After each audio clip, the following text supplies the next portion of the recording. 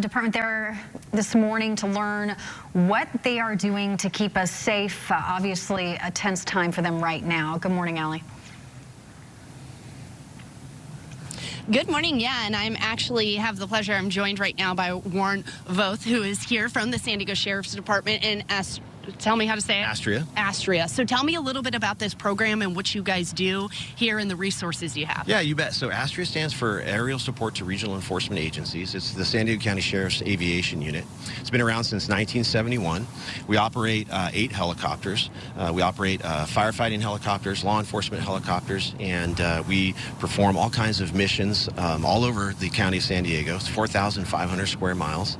We talk a little bit about some firefighting missions that we work with, search and rescue missions, and then how we support all the different law enforcement agencies in San Diego County as well. Yeah, and so for you guys, as you see what's going on to the north of us in Los Angeles, how does that affect what you guys are doing to stay prepared, and how much do you guys look at the resources you have in order to fight a fire if one would break out here in San Diego? Yeah, so it's heartbreaking to see the devastation up in Los Angeles County, and we see things like that. We take into consideration the resources that we have here. So CAL FIRE, which is one of our counterparts and partners in our firefighting missions, has redeployed some of their resources and teams down to San Diego to assist with any fires that might pop up. But what we do here is we operate initial attack aircraft for firefighting missions. These helicopters are going to be on scene and provide water dropping resources in a very short period of time. And our goal in partnership with CAL FIRE is to get on scene as quickly as possible, keep the fires to a minimum of 10 acres. And I would say that we are largely successful in achieving that with the equipment that we have. And talk about flying in those kind of conditions when you have Santa Ana conditions and what that's like for the pilots here as well. Yeah, we operate in some pretty adverse conditions. The winds that you see in some of these firefighting missions can exceed 40, 50 miles an hour.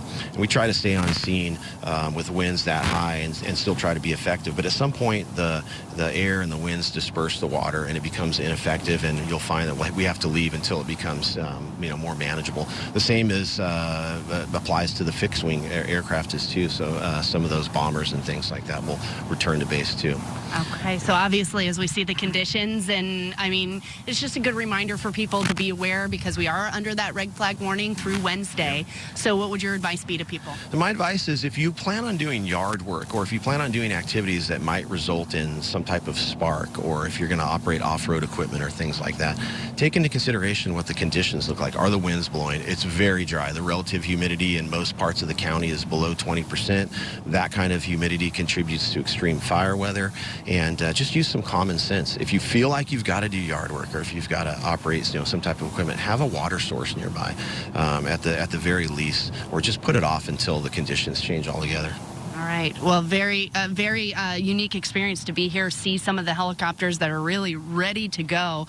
Yeah. You guys were just having meetings around. I would imagine that's a part of just readiness, prepared here in San Diego. For now, guys, we'll send things back over to you from here in El Cajon. All right, Allie, thank you. So grateful for the work.